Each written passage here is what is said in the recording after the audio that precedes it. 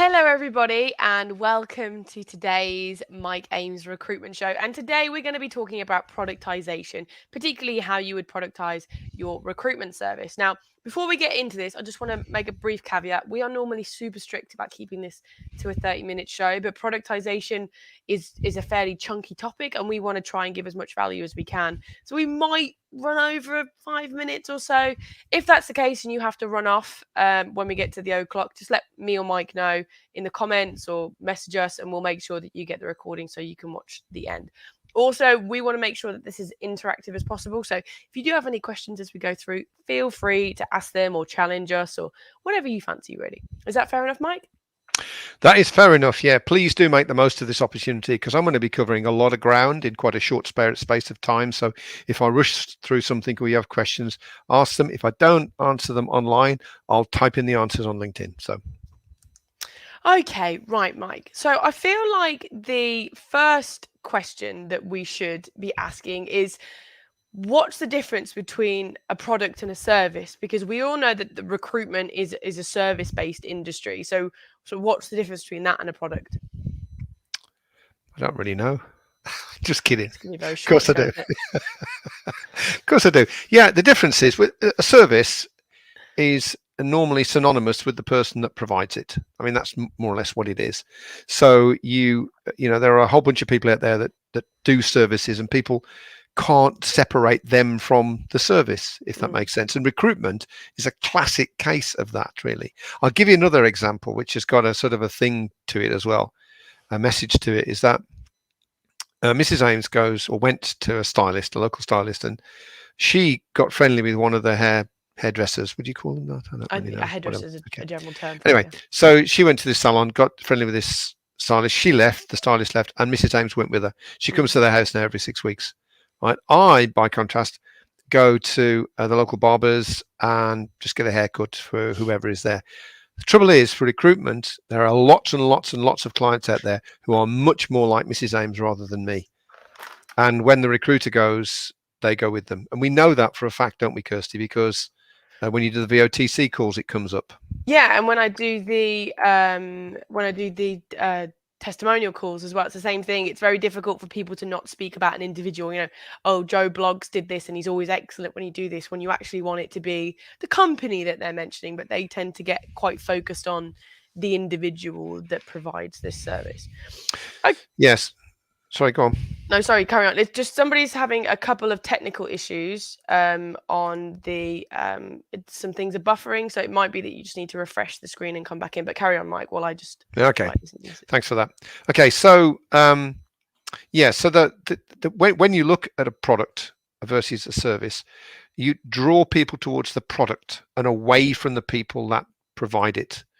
And there are a whole bunch of benefits on that. But one of them, I have to say, is that it makes your company safer. Because although a person can leave and they'll take the relationships with them, and if there are anybody out there who started their own business, which I'm sure a lot of you have, I bet a lot of the clients that you now have, you built those relationships while you work for somebody else. And as you speak, people are working for you doing exactly the same thing. So if you've got a product, you draw people towards the product, they buy that product. Their loyalty towards that product, they like it, they want it, they get everything that's in it. So if someone leaves, well, that's too bad, but I'm staying here because I'm buying this product. So safety is a really big thing, a really big advantage when it comes to productization. Okay, so that's definitely one benefit of productization. But what sort of are the others? Why is it so powerful? Why do we bang on about it so much? Well, I think safety is a really big problem because businesses grow and shrink very quickly, and it's normally because people leave and take business with them, and that stops it. So that's good. One of the other ones, though, has to be a raise in fees. It's one of the productization is one of the few projects that I do for clients where the payment period can often be measured in weeks. The payback, you know, the return on investment, and I think a lot of that is down to the fact that they just you got a product, you've got a fee structure. If you want to buy it, there it is, really, and people do, and the prices go up quite quickly usually, even sometimes with existing clients, not just new ones, by the way. Ah, fantastic. Okay, sorry, we are still having a couple of technical issues, so I'm just going to pop the YouTube link into the chat if anybody can see this and is having problems. So we will continue with that and hopefully we'll get better. Okay, Mike. So before we move on, I'm very aware that it says that the live has ended, which is not good at all because we're still live here. So there must be a technical issue on LinkedIn. So I'm just going to go pop the chat in here. And can everybody let us know if they're still with us, if we've still got any... No, I've got a message now that says we're having trouble streaming LinkedIn. Oh, marvellous. Thanks for Excellent. that, guys. Okay, so I have popped the link into the YouTube channel. So if anybody would like to pop over there to us, LinkedIn just being casually fun in itself. So hopefully we'll have a couple of people pop over from YouTube. We'll just give it a couple of seconds. Let's get back to the story. Anyway, I'll just finish off the benefits. So makes it safer, lifts fees. It also de-skills selling significantly because you don't have to think about services and try and build a service around yourself. So let me just show you what you do. This is the way it works. And I think that's really important because it makes it so much easier if you're going to do that. It makes it so much easier for more junior people to sell. So if you've got, say, two people pitching for a piece of work, one's got 10 years and one's got 2 years, you can level the playing field a little bit if you give the person who's got 2 years experience a product to sell. So they're no longer drawing attention to themselves. They're saying this thing, if you buy it, will make a big difference. So. Okay, right. Okay. So once again, I can only apologize for the problems that we're having, but we'll move on. So Mike, in recruitment, it is obviously very service level. It's very service driven. Essentially, there's a lot of around it, a lot of talent to it, but it's putting a bum on a seat. So how am I supposed to productize recruitment? Okay, well, I'm going to share with you Productisation 101. So this is the easiest way that I know. You can fit it all in a little template document that we use as well. So it's very simple. It's effectively 5 boxes. The first box has the name and strapline for the product. Now, you might say that, well, hey, what difference does it make if it has a name? It makes a big difference because people become emotionally connected with things with names. My bicycle is called Copenhagen. Obviously. My first car was called Charlie. That's right. Yeah, people have all sorts of names for all sorts of things. Actually, I was going to go to a dark place there, but I'm not going to do that. Sorry. No. But the point is that you give it a name, then all of a sudden that gives it a personality. It starts to set itself free. Underneath that, if you put a strap line, then that pigeonholes it. Oh, I get it. That's the name of it. I get what it does. So that's the first thing that you would do. The second thing you would do is create 3 plans. What they always say is good, better, and best. Okay, whatever. You can't call it that really, but so it could be contingent, exclusive, retained, whatever. It's 3 versions of your product, and each one of those plans has 4 boxes in it. So box number 1 is you would buy this plan if, or when you would buy this plan. So that says, well, this plan would be suitable for you if this was the case, if these conditions apply. Let me give you an example, a real life example of that. And again, I'm steering clear of recruitment simply because I work with a lot of clients. I don't want to give anything away. So I'm going to move it completely away from recruitment. I went to buy a chainsaw last year. I was very excited by this. And I went into the chainsaw shop, which is quite local to me. And they got all sorts of stuff in there. Big rack of chainsaws. And I'm very excited. I was looking at the ultimate behemoth chainsaw. Bloke comes up and says to me, says, oh yeah, well, can I help you, sir? He said, oh yeah, I'm looking to buy a chainsaw. This one looks a mighty fine one. He said, well, okay, what do you want to use it for? And he asked me a series of questions like, do you want to go in a field? Do you want to be up a tree? What size logs you're going to cut up? How often will you use it? All this sort of stuff. And then he pointed me to the other end of the scale, which is a little teeny tiny one, which, by the way, I didn't buy. Was it an insult to the very essence? It was pocket sized. It was pocket sized. So what I did was I bought the next size up. But the point was, what he was doing was trying to figure out what the best product was. He could have sold me anything. And obviously I like to buy the biggest because I've always thought, coming from an IT background, that's the best thing to do. But he didn't. He figured out what I wanted, and then he sold it to me. And that's the really powerful thing with products that they don't always tell you. This is about selling the right product, the right plan within the product. So you have that, when this is true, buy this product at the beginning. The next thing that you have is the features. So, okay, when you buy this plan, this is what you get. Boom, boom, boom. Mm. And we've all seen them online, haven't we? We've all seen websites where you're going to buy this piece of software or this plan, that plan, or the other plan. They have a stream of things and tick boxes. It's that kind of thing. This is what you Mm. get if you buy the plan. The next thing that comes after that is the price, how much it costs you. And the thing after that is the guarantee. So there's Hmm. 4 things per plan. It's relatively easy, really, to do that, to be honest. Not really a It, big deal. I always think that's my favorite thing. This is my favorite thing about productization. I'm an immensely skeptical buyer and have been forever already. I think growing up with a salesman as a father, you kind of become a little bit skeptical perhaps. But for me, I like the clarity that a product gives you. It's a you get A, B, C, D, E. If you want F, you have to buy this version. And if you want G, H, and I, you have to get this version. And I think for me, that makes that I don't know, it makes the whole buying situation easier as a consumer because I know what I'm getting, I know what I'm paying for it, and I know if I want more exactly what I've got to pay. And for me, this section of productization is the most powerful for me. Yeah, massively so. Massively so. And also, when you come to sell this, we talk about pushing the fee up. Mm. When we come to sell anything, you can only put the fee up, the cost of whatever it is you're selling, if you put the value up or the perceived value. So when I used to teach people how to negotiate, that's when I years ago used to do this. It's like, well, okay, you want to ask more for whatever it is that you're selling. Well, that's fine, but you've got to demonstrate that you give more. Else, why would they bother? And what happens is with a product, right? So if you push the value up, you can also push the price up. If the value goes down, then the price is going to go down. And when it gets a bit unbalanced is when you're trying to charge prices for that much, but you only deliver that. It doesn't work. So with a product, it's pretty clear that you get more the more you pay, which means that when you come to sell it, right, obviously, you say, well, okay, let me tell you what you get for your price. And therefore, that's what you pay. And if you don't want to pay that, we'll pay this instead.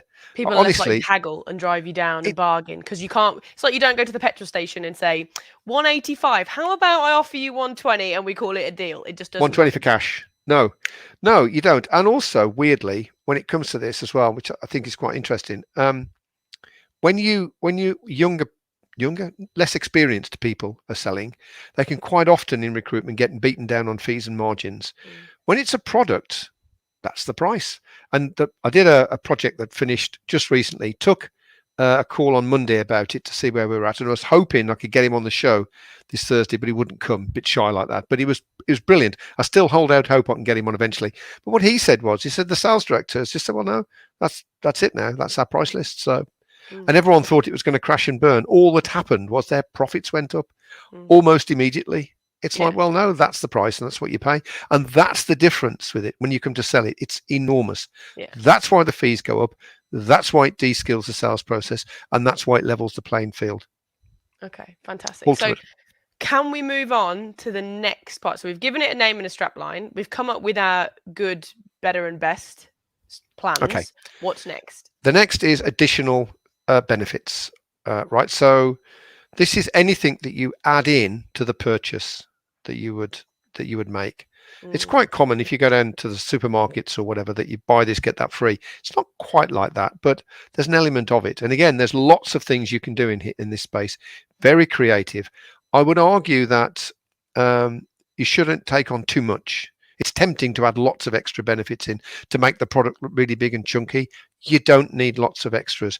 You just need a couple of things that are going to resonate with the audience, that matter to them, that they value. So, for example, again, I'm cautious of what I say here. Don't want to give client secrets away. No. Here's one that's quite common, right? Here's quite common. So, if you're selling to HR people really like communities. They like to get together with all the HR people and slag off agencies, I would think. I don't know what they do, right? So and it's very simple to set up an online community using a product like Six Circles or something. So you get it up, you put some stuff on there, you can get group meetings, you can even spill it over and have face-to-face kind of seminars or conferences once a year or something.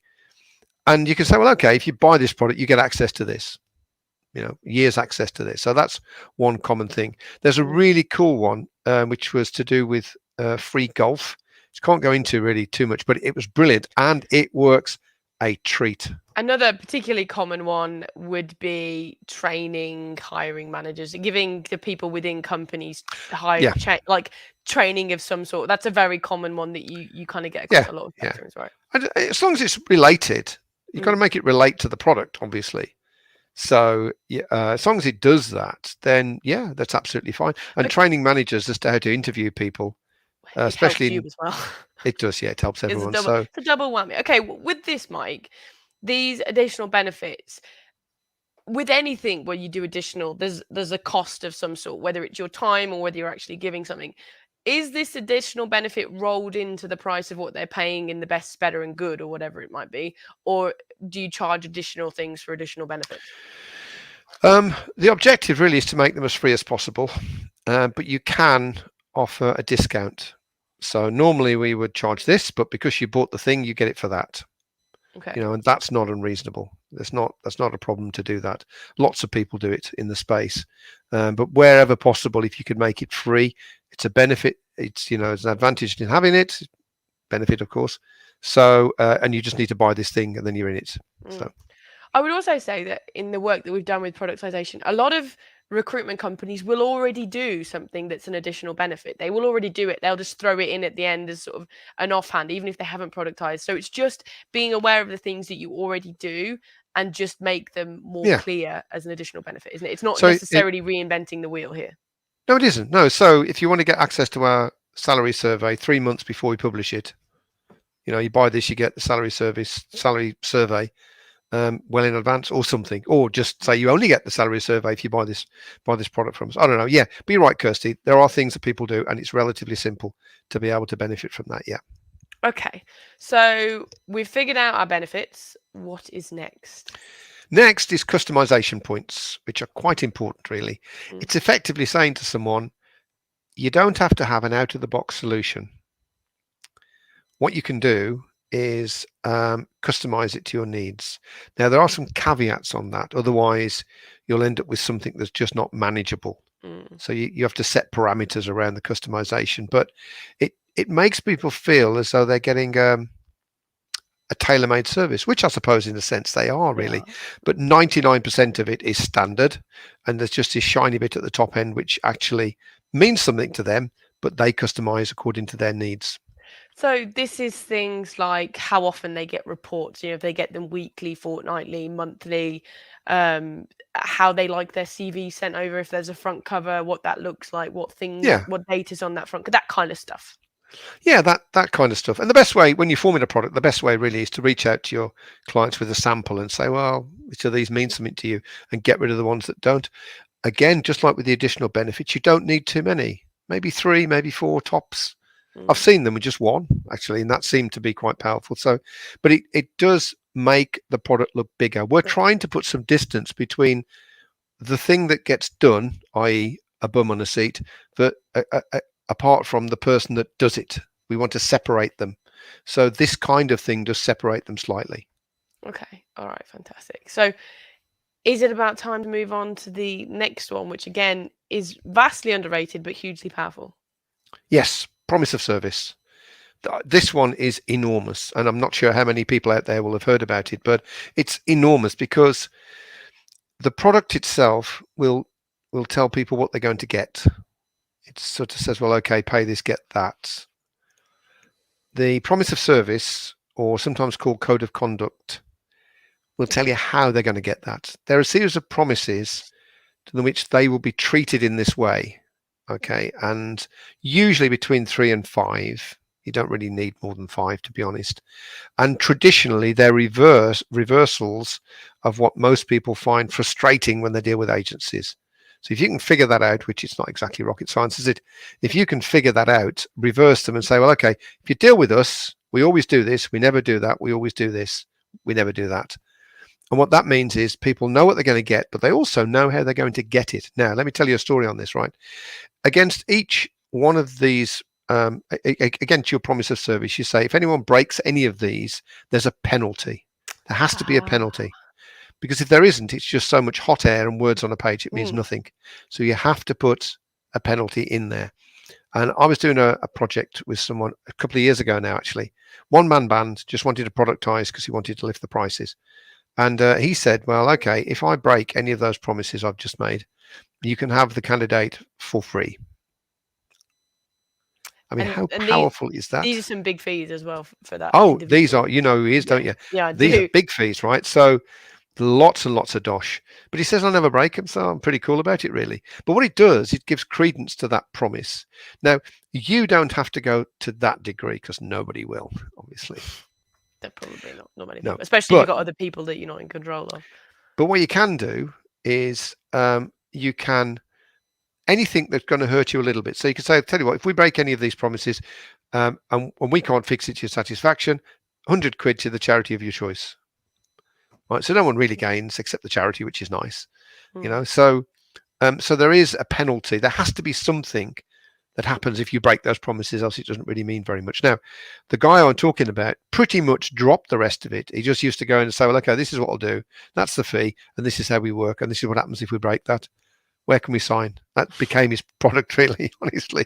So don't underestimate that. It's not wishy-washy and soft and so much sales babble.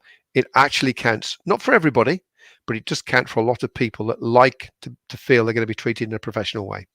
I do think though the key part of this is the penalty, because otherwise it is just hot air. It's just, like, we provide a good service. Well, everybody says that, but I want something that's going to be able to be checked up on, and that I can hold you accountable if you do drop the ball in a big way. Yeah. I need to be able to hold you accountable. Okay, fantastic. All right. So, Mike, should we just briefly summarize up these 5 points? Yes, let's have them on the screen. Let's see what we've got. Here we go. Okay, do you want me to run through? I do. Just give us a quick run through. Okay, so I'm not going to cover the whole thing again, really, but once you've given it a name and a strap line, you're on course. You need your 3 plans, and each of your 3 plans, you've got your 4 sections.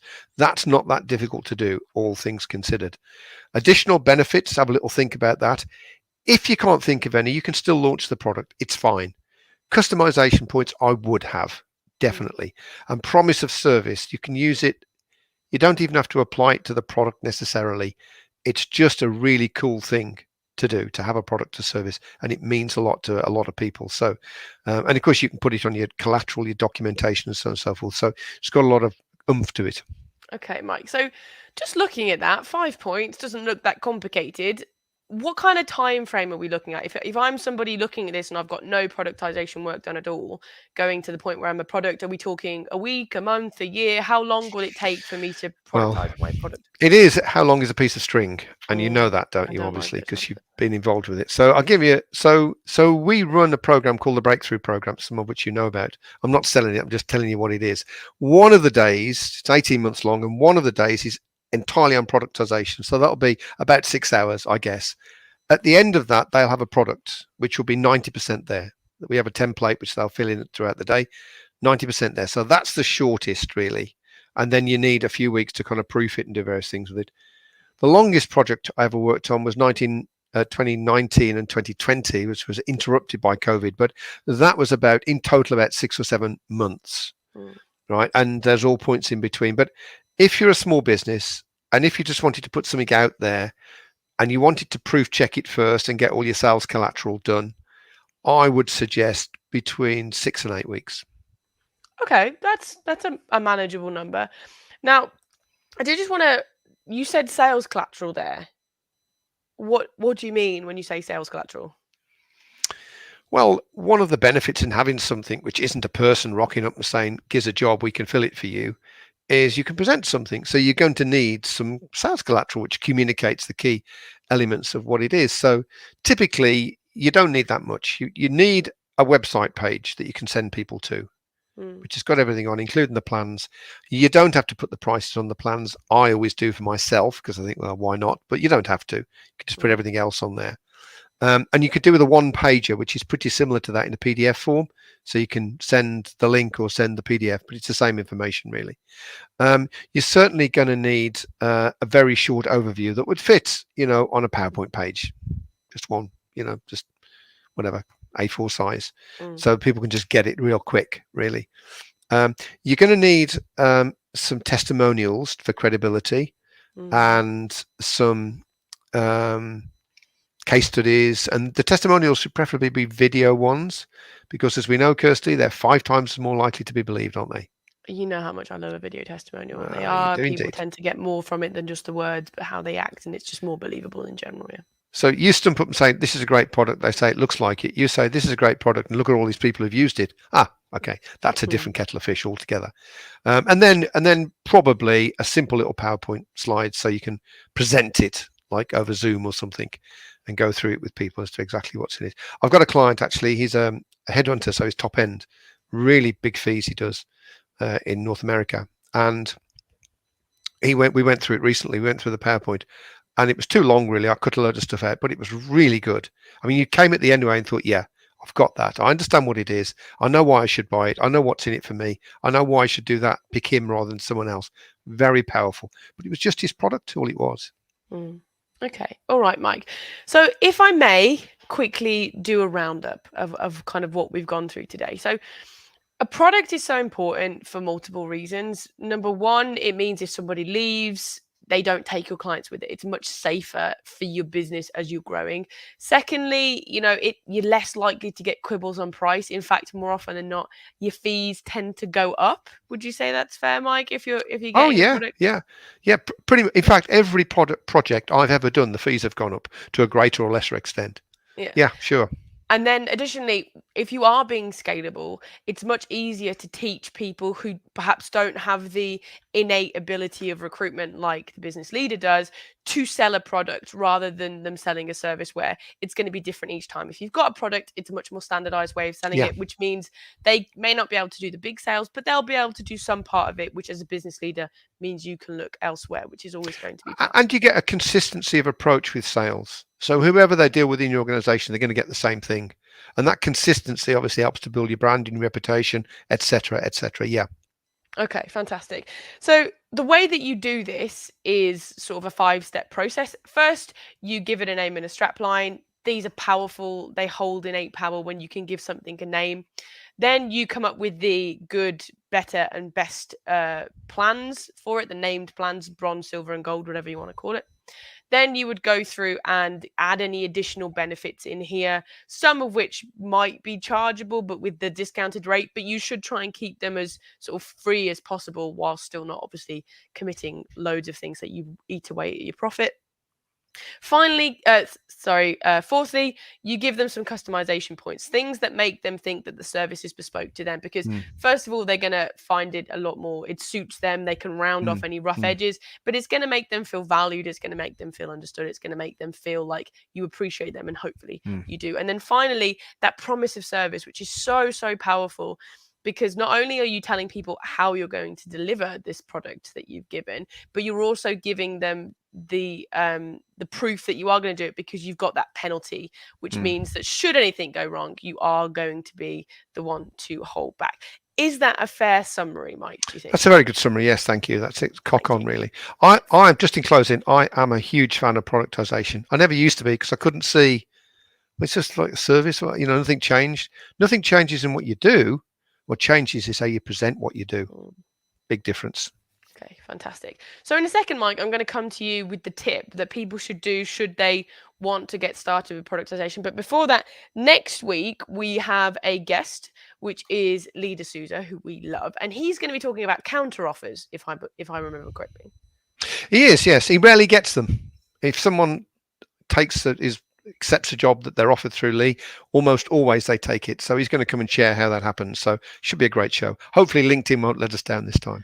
Yeah, once again, so sorry guys for that. So Mike, tip of the day, productization. Somebody's watching this and thinking, I want to do this. I want to get started on it, Mike. What's the first thing that they should do? Well, I'm going to give 2 tips, right? I know you hate that, but I'm doing it because I think it's important. A small tip that you can just start right now, you can have it done by the end of the day, is pick a name and pick a strapline. Strapline's harder than the name, to be honest, but say, well, okay, this is my product. This is, I can see working with this one, and this is what that product means in 1 or 2 sentences. That's it, right? That's the first thing. You can just work on that. Once you've got that, things start to spin out from it. The second thing is work on your promise of service. Get that promise of service. Think about defining how you're going to trade with people. in a way that they're going to find attractive and reassuring and helpful, and then figure out how you can make sure that that happens in your organization. That's a great way to start the product. Okay, fantastic. 2 for the price of 1. Oh, we're a big fan of that. We love a bog off. Mike, once again, thank you so much for being here. Productisation is a big topic, so sorry we couldn't cram everything in. Once again, I do apologise for anybody who's had connectivity issues. Hopefully you can pop across to YouTube.